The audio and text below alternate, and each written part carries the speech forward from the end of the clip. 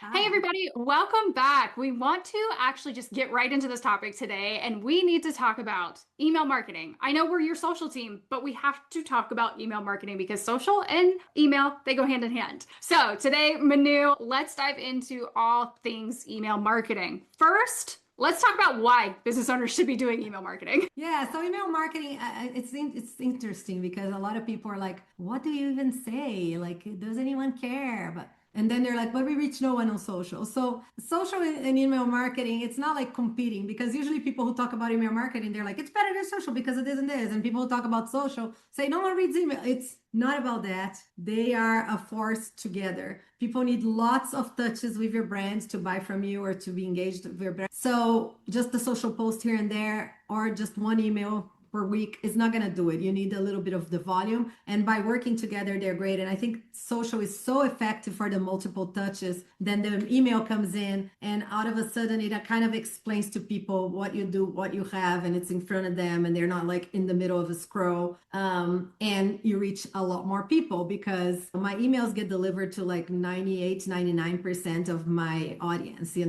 sometimes even 100, Yeah. because we clean up our email list very often. Comparing landing on someone's inbox with landing on someone's scroll, right? And then opening would be stopping the scroll to read the post. So all that, you reach so many more people on email. Another thing of email is that it's almost like your VIPs are in there because people who are so engaged with your brand for some reason took the next level and joined your email list. Yes. So either they bought from you in the past, or they did business with you, or they were an event that you created. There's a reason for them to be there, and that means that you're a little more close to that person in your Mhm. business than you are with everybody who just followed one time on social media because whatever reason. So the people that are on your email list, even though they might be a tiny list compared to your Instagram, they are the most likely to buy from you, especially if you have customers there. Like if anyone is in your list that already bought from you, they are so much more likely to buy from you. I don't want to give you numbers right now, but I would love for you guys to do the homework because there is something as in like, I don't know, 5 times, I don't know, but the current customer is going to spend 4 more times in your business this year than Yeah. a new customer. So just look into those numbers a little bit because it's worth looking. But I was also doing a cute like analysis from one of my posts from recently. So in December, we had the wrapped carousels, and we did that as a lead magnet, so a freebie. And on the same day, I gave it to my list, my email list, and I also did a social post, a carousel. So, and people are be like, why did you give a freebie to your email list? They're already in your list. Yes, but two reasons. One, so they also get a benefit from being on my list. Yes. Two, so I'm treating them. I'm not like, oh, you're in my list, now you're dead to me. And number two is if they ask for that, they got into a different sequence of emails if they opted in to that freebie. So they'll get different emails that they wouldn't get if they're not interested in that free. So those are the reasons. But I did the carousel, and on the same day I did the email. The carousel did really well. You probably know It which did. one I'm talking about. It was the first one there. I think there were like 420 something comments. And that's because of the ManyChat automation. So people are like putting a keywords to get the link. Yeah. And so from this 400, let's say 450 to make it simpler, right? Let's say half of them are the ones asking for the link. The other half is the automated message saying it's in your inbox, check out your DMs, check it out. So that's 225. Yes. Yeah. 225. Amazing. 225 people asking for the link. Yes. Now, on ManyChat, you can see that from the people who clicked on the link or who opened the message in their DMs, how many actually clicked in the button on the link, Mhm. right? And that's 81%, Which is which is amazing. very good. So I don't know, Amber, what is 81% of 225? We'll never know. Let's Let's call it 200. 200. Let's call it For 200. make it easy. Yeah. So then on the other hand, I went to look at my email that I sent that same day, right? And that's 200. That's an amazing feat from a social Yes. post. Especially for us, like maybe for someone it's not, but like for our standards, like 200 It's people amazing. clicking a link is amazing. Now my email that I sent to people was not my most opened, not my most clicked. It did okay, it did well, but was not nearly high performing as the social post compared to other social posts, compared to other emails. I had, oh man, I wish I remember the number. It was 400 something clicks. That's the direct click. So I'm comparing those 400 something clicks with the 200 clicks from social. Now, take into consideration, I have less than 1/3 of the audience on email that I have on social. So social is performing, like email is performing better, 6 to 8 times better than social. Yes. To compare 1 to 1. So anyone that have a really small list, I'm telling you, I started using my email list. I had like 19 people in it.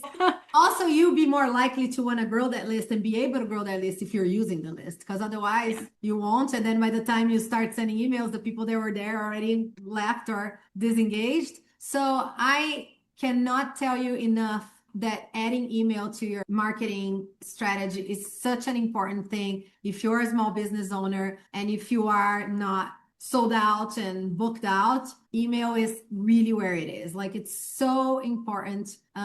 People talk about this all the time. You own your email contacts. So for example, you use, I don't know, Flowdesk, and the next day you don't want to be on Flowdesk anymore. You know what you do? You get your list and you go to the next platform you want to be. Things you cannot do with social media because you don't have those people on a list that you don't have any guarantee that that handle that they have on Instagram lives on Instagram, and that's it. That doesn't live anywhere else that you can be like, oh, I can upload these handles. That doesn't exist. So you work so hard for the list and maybe one day you lose it. So that's another good reason. And then the 15th reason, I know, a millionth reason is that email 1 per week is enough. Not saying that that's all you should send. And as your business grows, you're going to be sending more. And maybe if you do a campaign, hopefully you're sending more. But on the regular maintenance, it's 1 per week.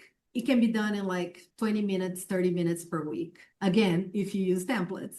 Or if you're very quick at writing emails, like I'm not, saying that you're a copywriter, maybe that's easy for you. But the other thing about emails, you don't have to be super witty and be like wrecking your brain. Like, you just have to show up, just talk to them what's happening, give them the link. And you see a lot of benefit to your business long-term if you start sending emails. And nothing better to start with that energy of beginning of the year, new business plans and goals. Do it, guys. Like, it's super worth it. Yeah. And I think it's kind of interesting because there are a few different approaches that I think people can take with email. It can be simple though. So it's like, I look at my list, I have a smaller list. I have around 6,000 people and I deliver 1 email per week that's a little bit more educational. It's typically tied in with a YouTube video, things like that. And then it's a little bit different. I need to take some notes from you. You are consistently showing up, not only giving tips, you're giving freebies, you're giving resources, but you're selling more actively. So tell me about, like, I know we kind of made the shift last year. What is it like to sell an email in 2026 and why it's such a huge component for the business? So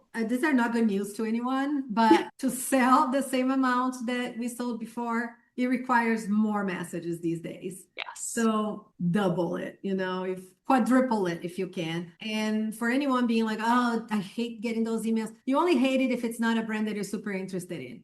If it's something you're interested in, you're going to devour all those emails. You're going to click the link. You're going to think that promotion is good enough. You're going to think the next day, and then they're going to convince you the next. Like, people will miss like half of your stuff anyways, or maybe they'll forget. So they need all those reminders. But we did notice that our sales are down, and we're doing the same exact type of campaign year after year. And we're like, you know what? We need to change this. We shake it up. The amount of emails the last time, and then we had the best campaign we had all year. And this time we're even doing more on the next one. So I'm interested to see how it goes. Also, when you're doing a campaign that is that intense, make sure you put a soft opt out. That means that people can opt out of that sequence, but they can continue staying in your email list. Because then you don't do the spamming, like so many emails to people that are not interested in that specific thing. So the way you do that is usually you put a link on your email for them to click and say, hey, not interested about this time, please click here, and you won't be getting this sequence of emails or these emails about it. But don't worry, you're still on our email list. And then as people click, depending on this platform you use, you tag them or you segment them, opt out of this promotion. And then every time you send an email for that promotion, you segment them out of that list. I think that's pretty important to do if you're doing those campaigns that have like lots of emails. But yeah, we have noticed that, and unfortunately that works. So it's like, we should do more emails. However, I try not to work myself exhaustively, more to create all these emails. I repeat a lot of the things back and forth from the email, from the campaign. In the beginning of the campaign, you start explaining more what the offer is and telling why people should have it. As the campaign goes on, it becomes more reminders. Shorter emails, much shorter. And reminders. And sometimes I started the link right on top. Sometimes you put, just an image, and sometimes I repeat the same testimonial I used it, before, whatever. So I would mix and match a lot of the stuff that I've done, on the prior emails. So I'll have maybe 2 or 3 different headers, and then I'll use it for like 12, 13, 14 emails. So let's chat to the small business owner who's just getting started with email. They have no idea what to write. What can we do for them? Okay, so we have something we can do, because we have a membership for email templates called Your Inbox Team. It's the simplest membership possible. On the first of each month, you get 4 email templates for weekly emails for that month. Yes. So every first of the month, it's like email week 1, week 2, week 3, week 4. We give some images, like 1 per email, basically, for you to customize in Canva if you want, or you can put your own photo. Highly recommend you put 1 image, even if it's just a photo of yourself, to break it down. That email for people, it's easier for people to read it than just a bunch of text. And if you use Flowdesk, we also set it up inside Flowdesk, which is really cool, because the coolest part about the Flowdesk setup is when you click the template and you open in your own Flowdesk account, it uses your color scheme, your logo, your Instagram at the bottom. So half of the customization happens automatically, which is really cool. So we do have that. It's pretty easy to customize. We also train the GPT. So we have a specific AI assistant for your inbox team. So when you copy and paste the templates there, give them your website, your Instagram, it can build it for you. And then if you need any tweaks, you can ask for it. Just talk to it like it's an assistant. That is really, really helpful.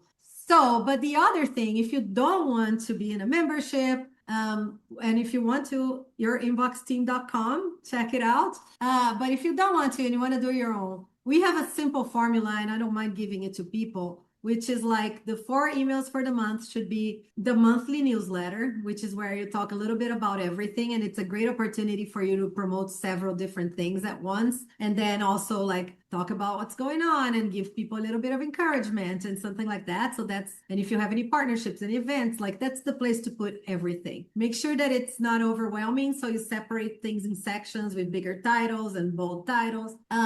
That's how we do our email templates, by the way. Second email, I'll do a promotional email, and you focus on 1 promotion to solve 1 problem. Third email, usually an engaging email for people just to like nurture your list. If you have something, a little freebie you can give them, go for it. Fourth email, a little promotional email again. That's an easy kind of strategy that you can do. And that's how we do our emails for your inbox team. All right. So if you guys are wanting to combine the power of social and email this year, this is your go-to guide. And again, if you want to tap into those templates to make it way easier, so you're not having to write from scratch, make sure you guys head to the link in the description below where you can sign up for your inbox team. Awesome. And we will see you.